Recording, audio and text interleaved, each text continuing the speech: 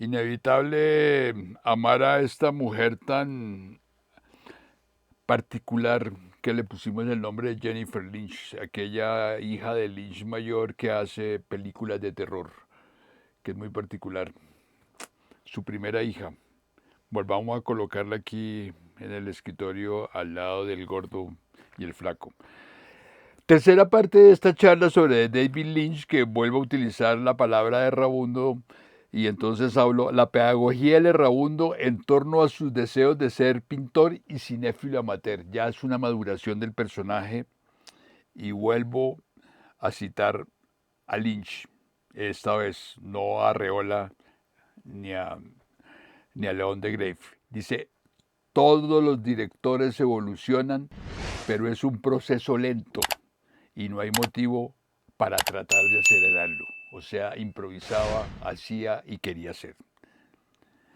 Hay un libro muy interesante de Paidós que se llama, de Laurent Tirat, que es un comentarista francés que lo entrevista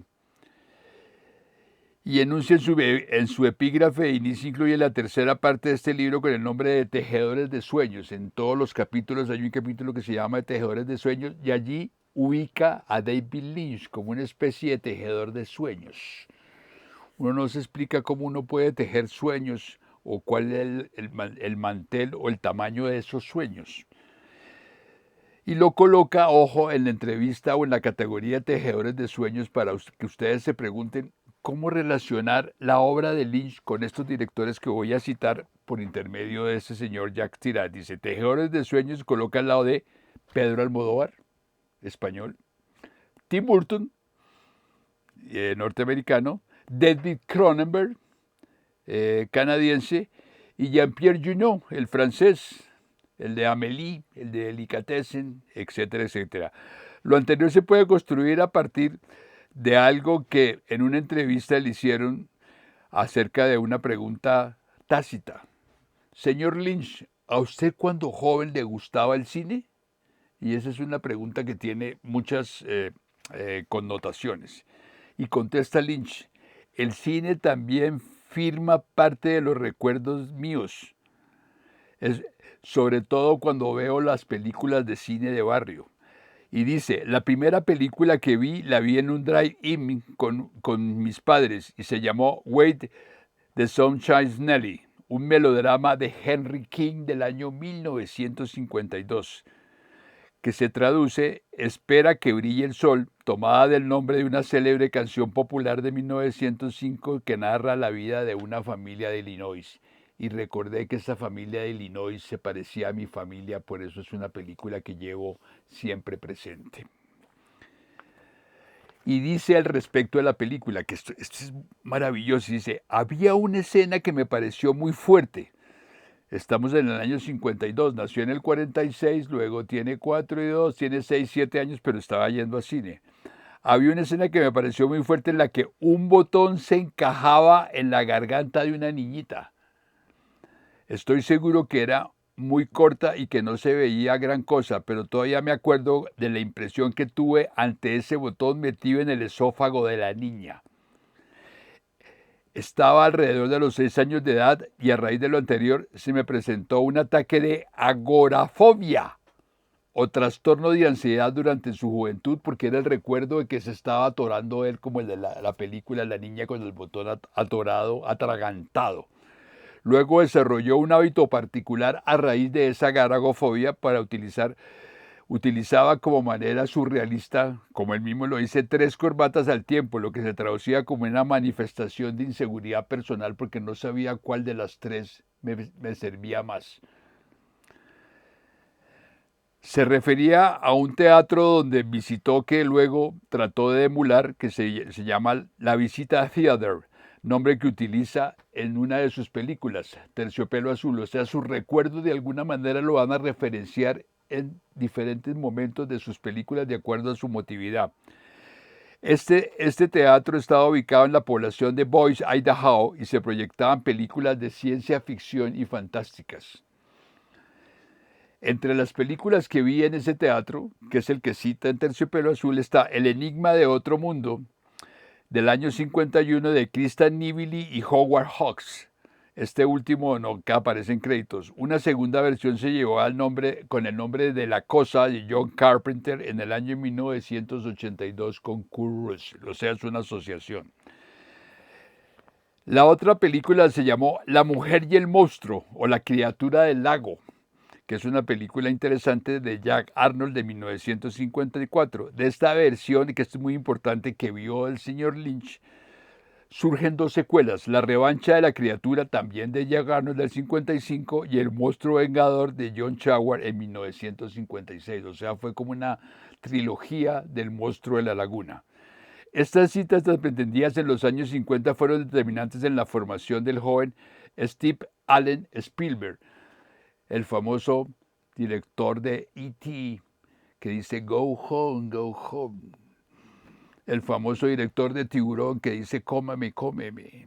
El famoso director de El color púrpura. El famoso director que hizo una versión maravillosa animada de Tintín.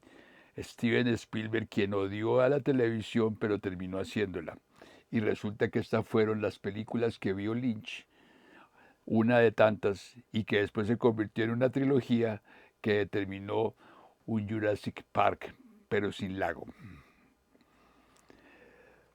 El productor de estas tres versiones, que esto es muy interesante, se llama William Allen, escritor, productor de cine y actor que llegó a ser parte del fotógrafo mexicano Gabriel Figueroa. Gabriel Figueroa, para aquellos que no lo conozcan, fue un director de fotografía mexicano que trabajó con Luis Buñuel Portolés, quien le contó acerca, este dato es muy interesante, a este productor, el mexicano Gabriel Figueroa, le contó acerca de un mito de una raza de hombres en el Amazonas que eran mitad peces.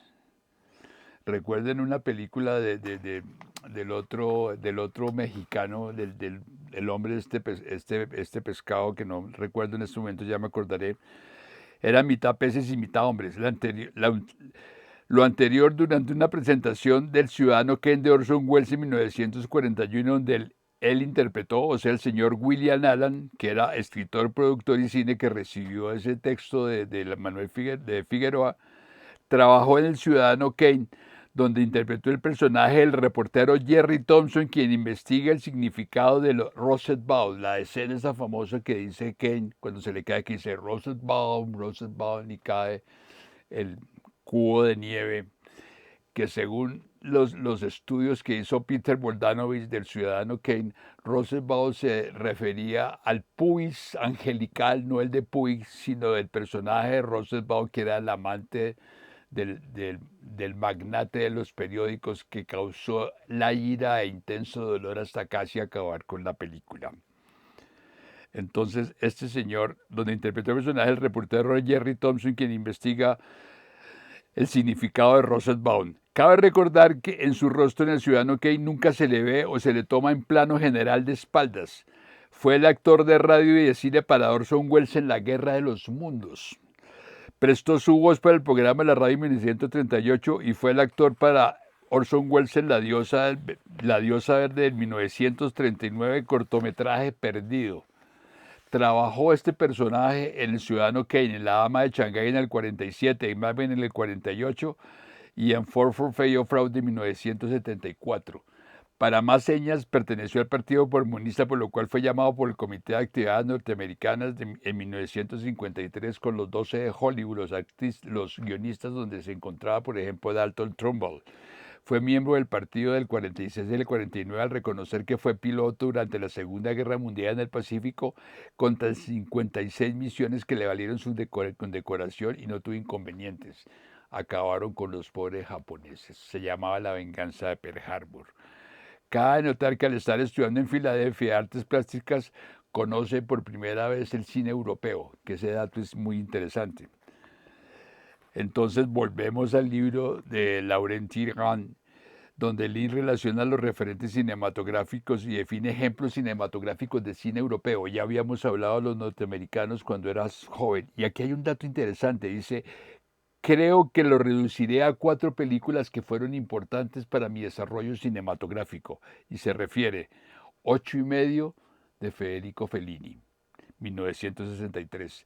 El crepúsculo de los dioses o Sunset Boulevard de Billy Wilder, 1950. Y ahí le rindo tácitamente un homenaje a Luis Ospina, que utilizaba el código para escribir sus artículos en el periódico, que era Norma Desmond, de Luis Ospina.